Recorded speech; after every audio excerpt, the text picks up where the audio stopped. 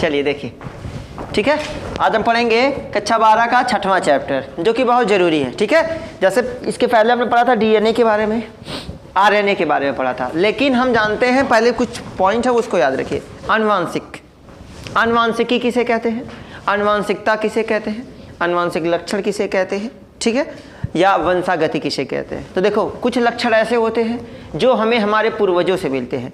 हम कहेंगे वे लक्षण जो हमें हमारे पूर्वजों से प्राप्त होते हैं उन्हें क्या बोला जाता है, आनुवांशिक लक्षण बोला जाता है। जैसे त्वचा का रंग, शरीर की लंबाई, है ना, ये सारी चीज़ें हमें कहाँ से मिलती हैं, हमारे पूर्वजों से मिलती है। पहले कुछ रोग भी आनुवांशिक हुआ करते थे जो एक पीढ़ी से दूसरी पीढ़ी जाते थे।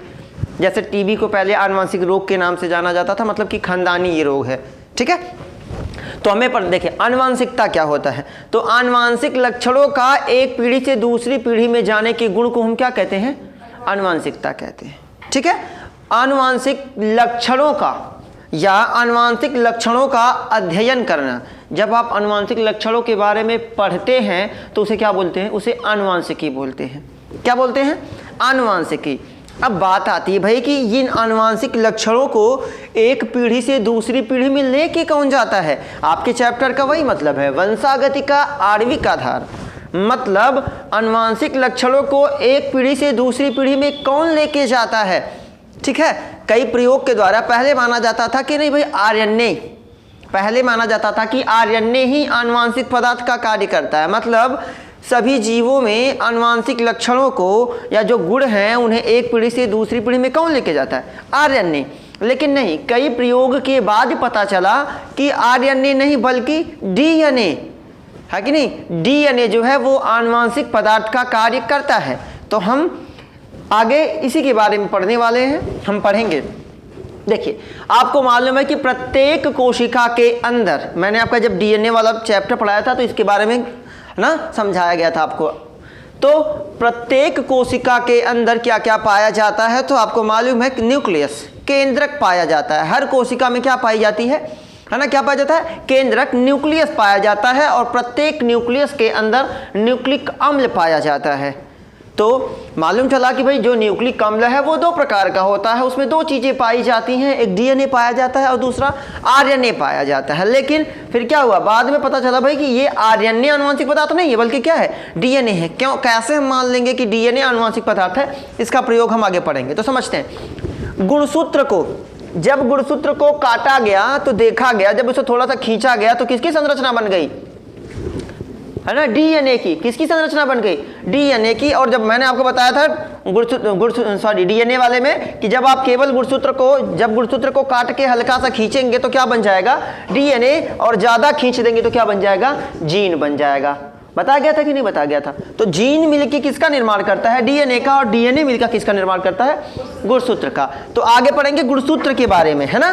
कभी कभार पूछा जाता है गुणसूत्र का निर्माण किससे हुआ, तो गुणसूत्र का निर्माण न्यूक्लिक अम्ल और प्रोटीन से हुआ। न्यूक्लिक अम्ल और प्रोटीन कहाँ पाए जाते हैं, केंद्रक में पाए जाते हैं। कहाँ पाए जाते हैं, केंद्रक में पाए जाते हैं। किसी भी कोशिका के केंद्रक में, या जो केंद्र वाला भाग होता है उसमें क्या पाया जाता है, तो न्यूक्लिक अम्ल और प्रोटीन पाया जाता है। यहाँ तक बातें समझ में आ गई। आगे बात करते हैं न्यूक्लिक अम्ल। अब न्यूक्लिक अम्ल के बारे में सबसे पहले किसने खोजा था, एक नंबर का क्वेश्चन, कि न्यूक्लिक अम्ल के बारे में सबसे पहले किस वैज्ञानिक ने बताया था, तो बताया था किसने, फ्रेडरिक मिसर ने। किसने बताया था, फ्रेडरिक मिसर ने। लेकिन उन्होंने उसका नाम नहीं दिया था। मैं आपको दो चीजें हरदम बताता हूं, नाम कोई और दिया है और खोजा किसी और ने है।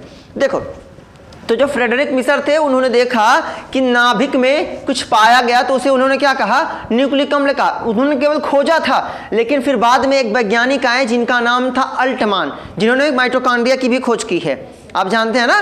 तो माइटोकॉन्ड्रिया की खोज भी अल्टमान ने की थी। और कभी अगर पूछ लिया न्यूक्लिक अम्ल की खोज कौन किया, तो कौन किया, फ्रेडरिक मिसर। नाम किसने दिया, नाम किसने दिया, अल्टमान ने। क्यों नाम दिया, उन्होंने देखा कि जो न्यूक्लिक अम्ल था इसके अंदर कुछ अम्ल के लक्षण थे, इसका प्रभाव जो था वो अम्लों के जैसा था, है ना, इसका बिहेवियर जो था वो अम्ल के जैसा था। तो उन्होंने कहा भाई तब ये क्या है, तब उसका नाम उन्होंने क्या रख दिया, न्यूक्लिक। न्यूक्लिक माने क्या होता है, केंद्रक, और अम्ल मतलब केंद्रक में पाया जाने वाला अम्ल, मतलब न्यूक्लिक अम्ल, वह अम्ल जो केंद्रक में पाया जाता है। अब बात करते हैं न्यूक्लिक अम्ल कितने प्रकार का होता है, तो न्यूक्लिक अम्ल दो प्रकार का होता है, डीएनए, आरएनए। डीएनए का फुल फॉर्म क्या होता है? डीऑक्सी राइबोज न्यूक्लिक एसिड, और आरएनए का होता है राइबो न्यूक्लिक एसिड, है ना।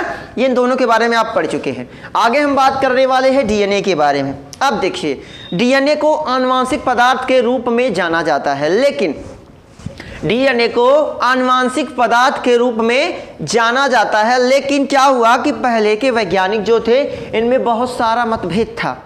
वो मानते थे, कुछ वैज्ञानिक का मानना था कि आरएनए आनुवांशिक पदार्थ है, कुछ वैज्ञानिक का मानना है डीएनए आनुवांशिक पदार्थ। लेकिन फिर बाद में कई प्रयोगों के बाद सिद्ध हुआ कि डीएनए क्या है? आनुवांशिक पदार्थ। कौन है? मतलब आनुवांशिक लक्षण, किसी भी जीव में आनुवांशिक पदार्थ को एक पीढ़ी से दूसरी पीढ़ी में ले जाने का काम कौन करता है? डीएनए करता है, सिवाय इनके टीएमवी। टीएमवी का मतलब होता है तंबाकू मोज़ेक वायरस। आपने पढ़ा है वायरस को सबसे पहले कहाँ खोजा गया था? कहाँ खोजा गया था?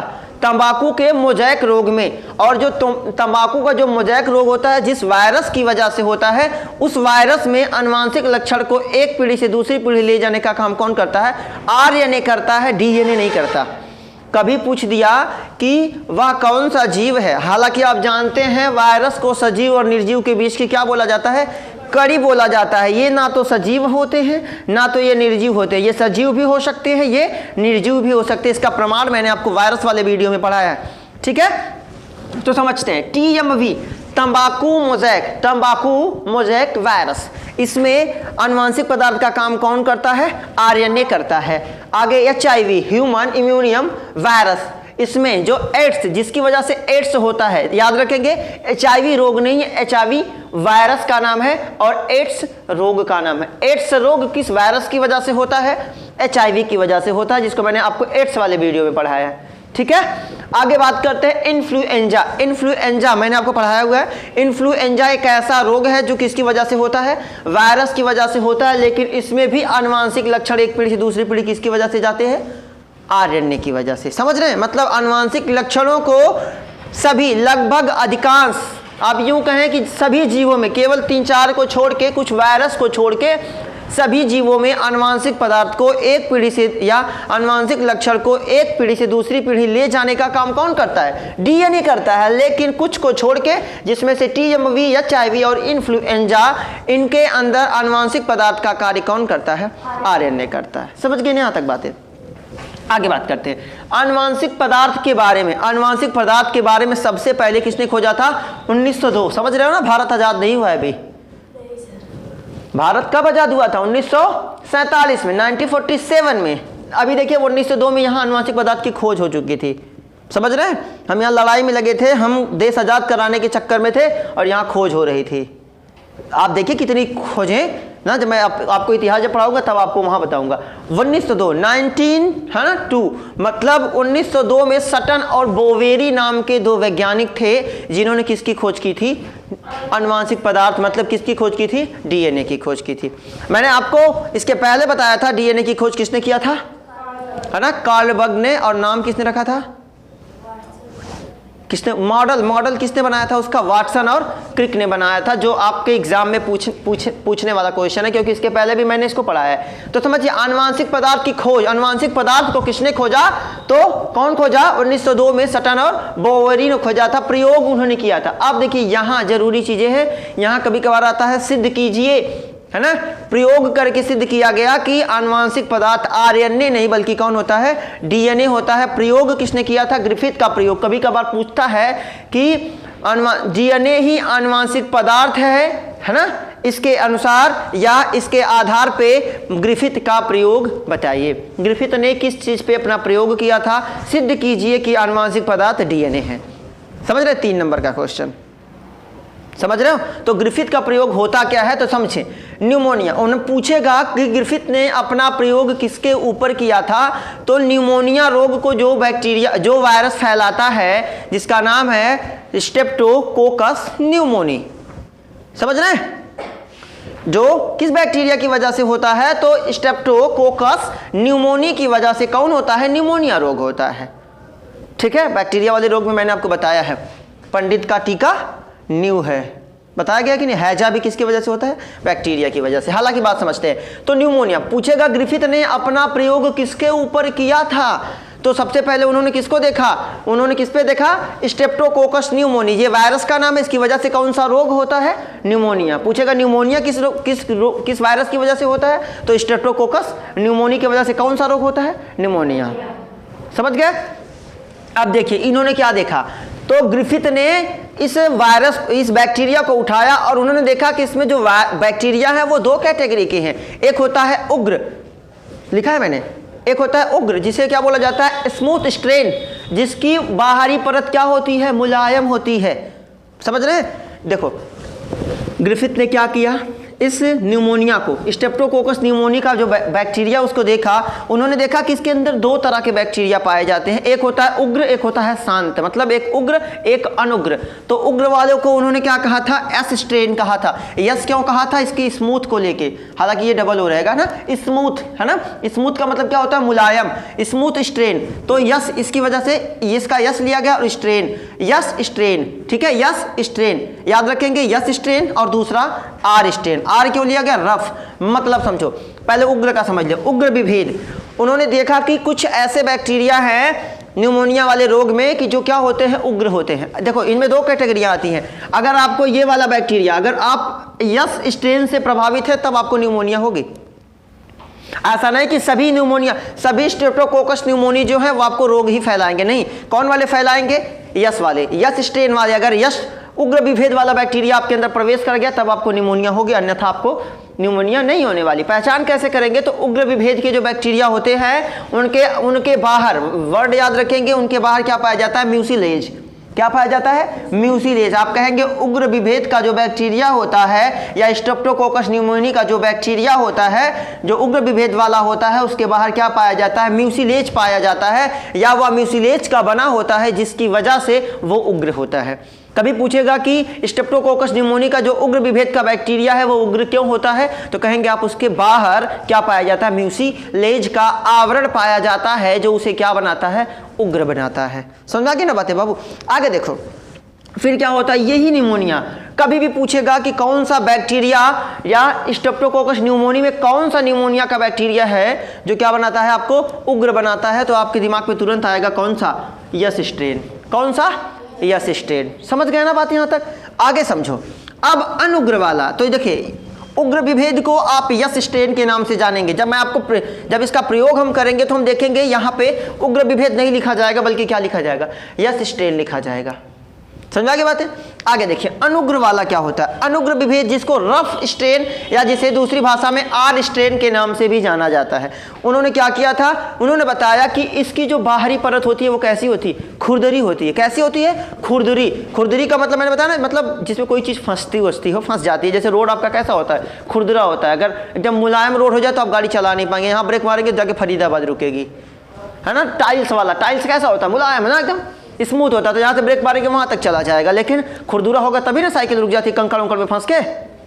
ठीक है, तो चलिए अनुग्र विभेद रफ स्ट्रेन, ये क्या होता है, ये खुरदुरा होता है। लेकिन याद रखेंगे आर स्ट्रेन कभी भी आपको रोग नहीं फैलाता। मतलब अगर आपके शरीर में आर बैक्टीरिया प्रवेश कर गया, स्ट्रेप्टोकोकस न्यूमोनी वाला, तो आपको रोग नहीं होगा।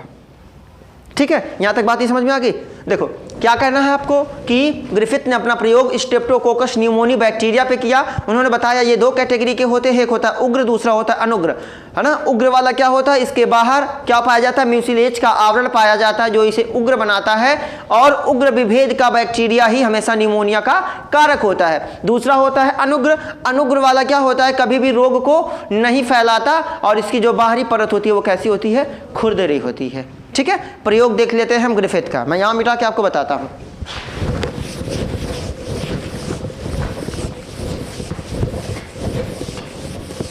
चलिए हम पढ़ेंगे ग्रिफिथ का प्रयोग। पहले ग्रिफिथ ने क्या किया, आपको मैंने बताया कि दो कैटेगरी का, पहला इधर कर देता हूं, दूसरा यहां। आपको मालूम है पहला होता है यस स्ट्रेन, और दूसरा होता है क्या, आर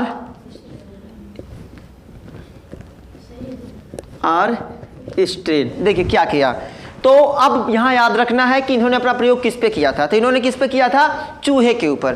तो उन्होंने क्या किया, सबसे पहले आर स्ट्रेन का बैक्टीरिया एक चूहे के अंदर क्या किया बाबू, प्रवेश कराया। क्या किया, एक चूहे के अंदर जब आर स्ट्रेन के बैक्टीरिया को प्रवेश कराया तो ये चूहा क्या हो गया, सॉरी यस स्ट्रेन का बैक्टीरिया जब इन्होंने एक चूहे के अंदर मतलब उग्र वाला जो निमोनिया को पैदा करता है उसको जब प्रवेश कराया तो पता चला कि चूहा क्या हो गया, चूहा मर गया। अब यही जब आर स्ट्रेन वाला बैक्टीरिया चूहे के अंदर क्या किया, प्रवेश कराया तो क्या हुआ, चूहा जीवित था, चूहा जीवित था। अब देखिए प्रयोग समझिए इसकी बात को कि जब ग्रिफिथ ने एक चूहे के अंदर यस स्ट्रेन वाला मतलब उग्र विभेद का बैक्टीरिया प्रवेश कराया तो उन्होंने पाया कि चूहा क्या हो गया, मर गया। लेकिन वहीं आर स्ट्रेन का जब आर स्ट्रेन का मतलब उग्र अनुग्र वाला है ना, वह बैक्टीरिया जो रोग को उत्पन्न नहीं कर रहा था उसको चूहे के अंदर प्रवेश कराया तो भाई ये रोग नहीं पैदा कर रहा है तो जाहिर सी बात है चूहा क्या था, जीवित था। ठीक है, चूहा क्या था, जीवित। अब देखिए दूसरी कैटेगरी क्या आई कि ग्रिफिथ ने यस स्ट्रेन का जो बैक्टीरिया था, हाँ सर चलिए ठीक है ना, जो देखिए यस स्ट्रेन का जो बैक्टीरिया था उसे थोड़ा सा क्या किया, 60 डिग्री सेल्सियस टेम्परेचर पे क्या कर दिया, गर्म कर दिया। ठीक है,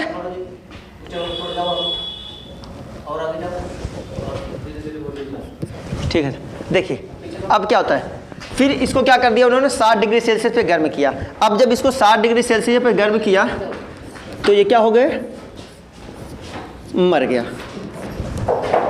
ठीक, अब फिर बाद में क्या हुआ कि इस वाले को, बैठ जाओ बैठ जाओ पहले बैठ जाओ।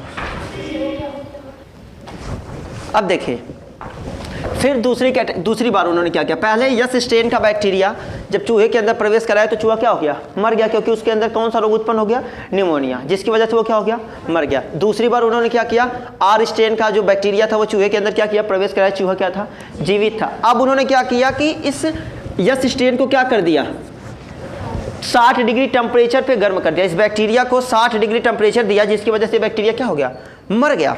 अब जब ये मर गया तो फिर तीसरी बार इन्होंने क्या किया कि 60 डिग्री सेल्सियस पे जो गर्म था उसको क्या कहते थे, यस स्ट्रेन, क्या कहते थे, यस स्ट्रेन, और दूसरा आर स्ट्रेन, आर स्ट्रेन, दोनों को मिला के फिर क्या किया, चूहे के अंदर क्या किया, प्रवेश किया, चूहे में है ना, इंटर कर दिया तो फिर चूहा क्या हो गया, चूहा मर गया।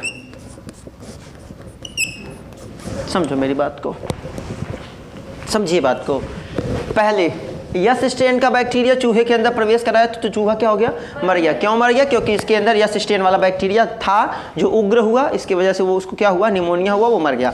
आर स्ट्रेन प्रभावी नहीं होता जिसकी वजह से चूहा क्या था, जीवित था। लेकिन अब दूसरी बार क्या किया उन्होंने, उस बैक्टीरिया को 60 डिग्री सेल्सियस टेम्परेचर देके गर्म किया जिसकी वजह से वो क्या हो गया, है ना, वो बैक्टीरिया मर गए। अब फिर क्या किया, इस मरे हुए बैक्टीरिया को आर स्ट्रेन दोनों को मिला के शरीर के अंदर चूहे के क्या किया, प्रवेश किया। तो फिर क्या हुआ, जब चूहे के अंदर वो गया, ये बैक्टीरिया मर गया ना, तो इसके अंदर क्या थे, आनुवांशिक लक्षण था ना, इस वाले 60 ये जो यस स्ट्रेन है इसके अंदर इसका आनुवांशिक लक्षण था, जो जब आर स्ट्रेन और यस स्ट्रेन दोनों को मिलाया गया तो यस स्ट्रेन का बैक्टीरिया का जो लक्षण था वो किसके अंदर चला गया, आर स्ट्रेन के अंदर चला गया। और फिर क्या हो गया, तो ये इसके अंदर से यस स्ट्रेन के अंदर से किसके अंदर आ गया, आर स्ट्रेन के अंदर आ गया। तो ये वाला भी क्या हो गया, मरा तो ये था ना, लेकिन ये प्रभावी हो गया। फिर ये आर स्ट्रेन वाला जो अनुग्र था ये कैसा बन गया, उग्र बन गया, इसकी वजह से ये चूहा क्या हो गया, मर गया। तो ग्रिफिथ ने बताया कि इस यस स्ट्रेन के अंदर क्या था, कोई ऐसा पदार्थ था जो क्या था आनुवांशिक लक्षण, जो आनुवांशिक लक्षण को एक पीढ़ी से दूसरी पीढ़ी में क्या किया, लेके गया। समझ रहे हैं, ये था ग्रिफिथ का प्रयोग। समझ में आ गया, फिर से देख लो एक बार। पूछा जाता है कि उन्होंने क्या किया था, यस स्ट्रेन के बैक्टीरिया को और आर स्ट्रेन के बैक्टीरिया दोनों को, पहले यस स्ट्रेन के बैक्टीरिया को चूहे में प्रवेश कराया तो चूहा क्या हो गया, मर गया। फिर आर स्ट्रेन के बैक्टीरिया को चूहे के अंदर प्रवेश कराया तो चूहा क्या था, जीवित था, क्योंकि ये रोग नहीं फैला था। ठीक है, उसके बाद फिर क्या किया उन्होंने, यस स्ट्रेन के बैक्टीरिया को क्या किया, 60 डिग्री सेल्सियस पे है ना, गर्म करके उसे मार दिया, या वो 60 डिग्री टेम्परेचर जब देंगे आप निमोनिया वाले को तो वो क्या हो जाएगा, मर जाएगा। वो मर गया। फिर उन्होंने क्या किया, उस मरे हुए बैक्टीरिया को और आर स्टेन वाले अनुग्र बैक्टीरिया दोनों को एक साथ मिलाया और फिर चूहे के अंदर इंटर करवाया, तो फिर पता चला तब भी चूहा क्या हो गया, मर गया। तो उन्होंने ये बताया कि इस यस स्टेन वाले ये मर तो गया है, लेकिन इसका कुछ लक्षण किसके अंदर चला आया, आर स्टेन के, जिसकी वजह से ये अनुग्र वाला भी क्या बन गया, उग्र बन गया, जिसकी वजह से ये बैक्टीरिया, जिसकी वजह से चूहा क्या हो गया, मर गया। समझ गए? ये था आपका ग्रिफिथ का प्रयोग। अभी 3-4 प्रयोग आपको इसमें और पढ़ने हैं, उसको अगले वीडियो में पढ़ेंगे। ठीक है, बेस्ट ऑफ लक।